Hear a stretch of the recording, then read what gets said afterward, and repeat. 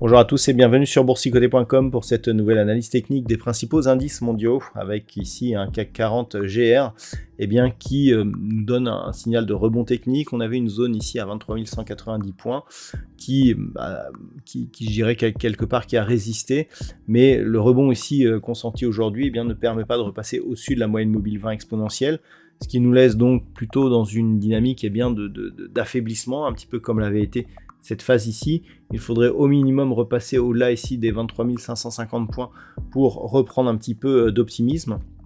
Mais actuellement, on est plus ici sur une phase de neutralisation qui serait confirmée si les cours repassaient ici sous 23 190 points. Sur le GR, malgré des chiffres du chômage très positifs du côté des États-Unis, on n'a pas profité de ce mouvement pour envoyer une vraie impulsion haussière.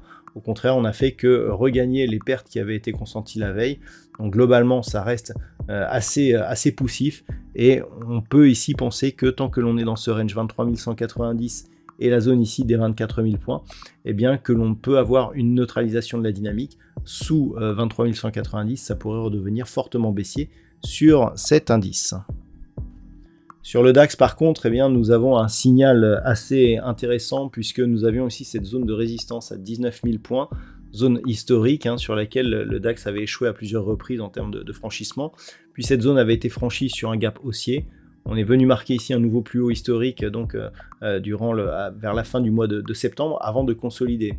Et on est venu consolider sur cette zone avec une impulsion qui marque un petit avalement haussier donc sur la précédente bougie et qui permet de valider ici cette zone horizontale des 19 000 points comme zone de support. Donc on est globalement ici sur un mouvement plutôt haussier. On manque un petit peu de volume pour confirmer ce mouvement, mais le fait ici d'avoir une résistance qui se transforme en support, un contact bol supérieur assez important avec un retour ici sur cette moyenne mobile qui provoque un rebond, indique qu'on est plutôt sur une dynamique de continuité haussière sur le DAX, donc qui contraste un petit peu avec ce qui se passe sur le CAC 40, et que tant que l'on est au-dessus de cette zone des 19 000 points, on peut continuer à regarder vers le haut et à marquer de nouveaux plus hauts significatifs sur l'indice allemand.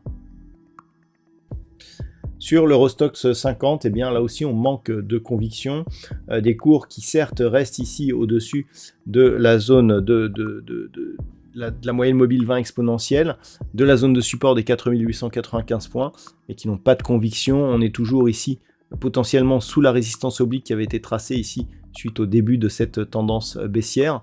On avait cru à un mouvement de cassure, mais finalement on repasse sous cette zone qui recommence à agir ici comme zone de résistance, donc on a l'impression qu'il s'agissait d'une cassure avortée.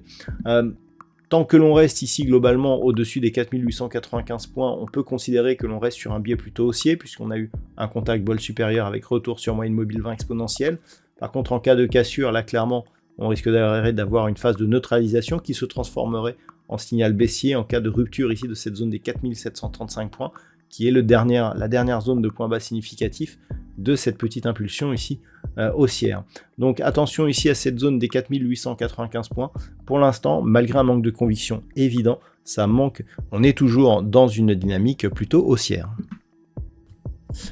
Au niveau des indices américains, nous sommes toujours ici sur une dynamique haussière. Nous avons cassé ici cette zone de résistance pour inscrire de nouveaux records. Donc ici, proche des 5660 points.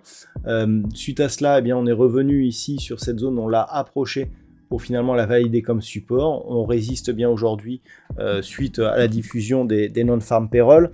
Donc globalement, malgré aussi une petite phase d'affaiblissement temporaire, on reste dans une dynamique grossièrement haussière et potentiellement forte, notamment tant que l'on est ici au-dessus de cette moyenne mobile 20 exponentielle et donc de cette zone des 5660 points.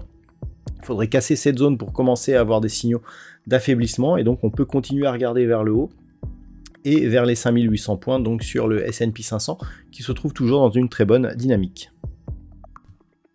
Au niveau du Nasdaq, c'est un peu plus poussif, on est certes au-dessus de la moyenne mobile 20 exponentielle, au-dessus ici de cette zone des 19 500 points, mais sans pour autant avoir une dynamique forte, à l'image un petit peu de ce qui se passe depuis maintenant plusieurs semaines.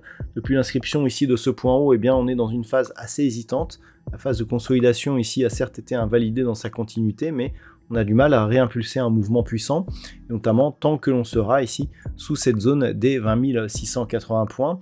Donc pour l'instant, eh bien, je dirais que il faut observer ce qui se passe un petit peu sur cette phase d'évolution. Je dirais que tant que l'on est au-dessus de la moyenne mobile 20 exponentielle, eh bien, on est dans un biais légèrement haussier. Il faudrait au moins une rupture ici de cette zone de résistance des 20 680 pour valider la reprise donc de cette tendance. En termes je dirais, de retournement baissier, une rupture ici de cette zone des 19 540 points, eh bien, serait la première étape d'une phase d'affaiblissement, voire de retournement de la dynamique court terme qui reste pour l'instant haussière. Et enfin, sur le Nikkei, eh bien, nous sommes dans une tendance qui s'est totalement neutralisée cette semaine. On a un petit biais haussier préférentiel par le fait qu'on est venu ici attaquer la bolle supérieure avant de se stabiliser sur la moyenne mobile 20 exponentielle.